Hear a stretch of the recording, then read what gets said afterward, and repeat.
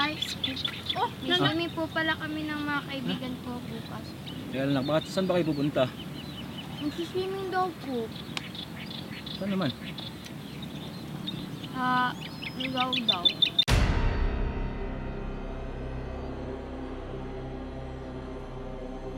Tagal naman nila. Hello? Oh, ano, tuloy pa ba? Nako, malamang. Tinatakasan na naman ni Hana yung driver nila. Sigurado yan.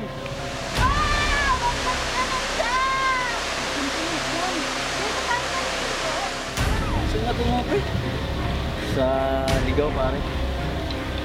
Ikaw. Delikado dun ah. Kasi marami lang kasi nawawala dun. Yan. Pero nga pala boss, ano na kaya nangyari doon sa pinapagawa mo kay Bro? Sa tingin ko, pinag-iigihan niya na ang pagtatrabaho niya. Dahil alam niya na sa atin ang kahinaan niya. Anong klaseng tao yun? Halimaw! Tara na! Halimaw!